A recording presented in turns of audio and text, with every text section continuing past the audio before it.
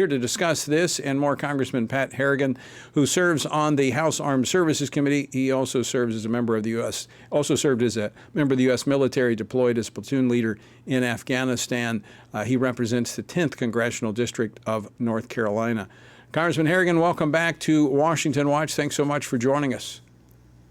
Tony, always great to be with you. Thanks for having me. So your response to the weekend strikes against Iran's nuclear facilities? I'd say, wow, what a turn of events, right? I mean, a week and a half ago, we thought Iran was going to come to a nuclear deal. They obviously had no intention of doing that. President Trump gives an ultimatum after Israel decides to come in and attack and kind of shift the thought paradigm of Iranian leadership. They just completely push that off to the side, don't take any single diplomatic off-ramp, and then President Trump makes the bold move over the weekend of deciding to just remove their nuclear chip from the table and completely change the nature of the discussions. Obviously, Iran retaliated, but that retaliation was very much scripted, as I think we all know at this point. And now they are looking at taking the diplomatic off-ramp. America's just in an incredibly strong position right now. Israel's in a strong position. Iran is obviously in a very weak position. Putin's got his head on his desk, and Xi's probably got his hands up, wondering what on earth he can possibly do. But right now, this is a huge win in the direction of the good guys, and that's exactly what we needed in this country. You mentioned a diplomatic off-ramp. What's that look like? Well, I think Iran said that they want to come to the table today, and why wouldn't they? They have no other cards that they can possibly hold here other than just get completely blown into oblivion by Israel, picked apart and systematically taken out of power. And that's fundamentally what Israel has the capability to do. That's what they've been doing over the last week and a half.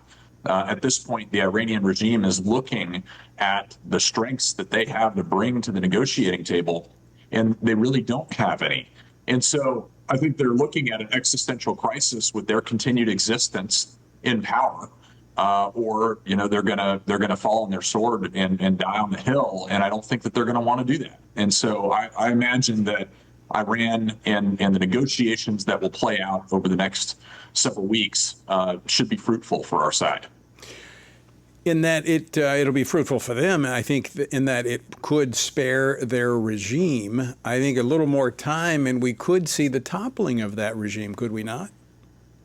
It's very possible. I mean, the terms regime change have been thrown around over the last week and a half. But I will tell you, there's two different types of regime change. There's one that I'd be completely for, and there's one that I'm 100% totally against. The type that comes from an internal upwelling within a population that says, we're done with these guys. The last 50 years of sponsoring terrorism and oppression and, being behind this incredibly militant form of Islam, we're done with that. Obviously, that would be fantastic. But the other type of regime change, where we effectuate that regime change, if we have not learned anything from the last 25 years of the global war on terror, the color revolutions that we've sponsored, any of the interventions that we've had in the Middle East, is that forced regime change just does not work. And oftentimes the devil that we don't know ends up being a lot worse than the devil that we do know. And so keeping a very narrowly tailored focus on what our key strategic objectives are with respect to Iran is absolutely key and paramount. President Trump has kept that in focus from the very first day that this kicked off, going all the way back to before, when he gave Iran 60 days to come to the table and make a deal. And I expect that he'll continue to keep it in focus. He will absolutely put America first, and we're going to start seeing the benefits of that absolutely fantastic decision-making that our president has, and leadership that our president has shown. Pat, I would agree with you. I think that's well stated. An internal uprising that would replace that regime has staying power, and it's more likely to bring in something that's reflective of the people. And it has to be ripe. I think we may be at that point. It's different than what we've seen. Even in Syria, that regime change was a little more forced from the outside. I think we could see something from the inside. But I want to ask you this question, Congressman. You mentioned Putin, you mentioned Xi. Russia reaching out, having conversations with Iran, could they play a factor in the resolution here or whatever the outcome may be? I personally never took seriously Putin's offer to help negotiate some sort of de-escalation between Iran and Israel and the United States. I don't think that that was ever real. I think Putin and Xi very much have their hands up in the air right now. This is a five-alarm fire for them. They are witnessing the strategic weakness of one of their greatest allies in the new axis of evil. And so, no, this is a significant emotional event for both Russia and China. It significantly complicates their desire to perpetuate chaos around the globe that ultimately degrades everything that we believe and stand for in the West. And this is not a good development for them, which means it's a great development for us. You didn't mention Kim Jong-un, leader of North Korea. He's got to be considering his moves at this point, does he not?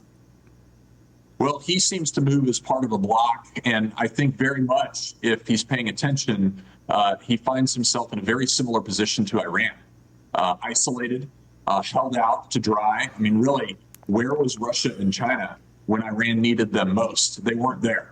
And I think that's very telling about what type of alliance is on the other side of our ally base. It is a fractured one. It is one that is regionally capable, but not globally capable.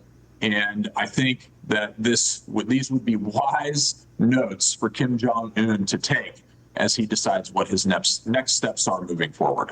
Let's pivot now. Former special forces, you fought these terrorists on foreign soil.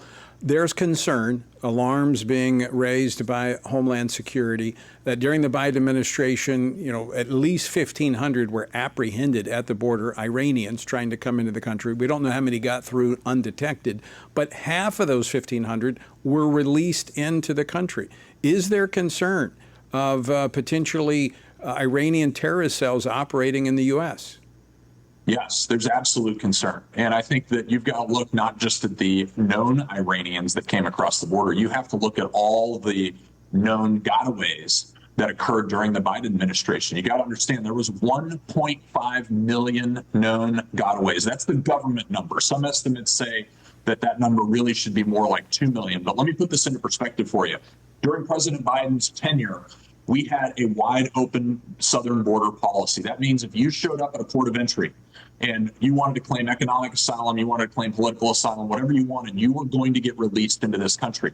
So think about what it means when the Border Patrol chases you down, not at a known port of entry, and you are actively running away from them when you know that if you get apprehended by them, you're just going to get released into the United States of America. Put that in perspective. What does it mean that to the intent of those 1.5 to 2 million individuals that are running around our country right now?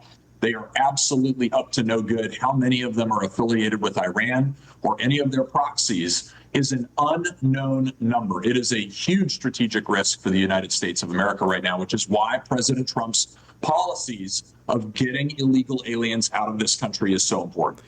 Pat, we just have about a minute left. Let me just tell me if I'm right or wrong. When we see how quickly over the last year that Iran has basically their bluster has been, the curtain has been pulled back on their capabilities.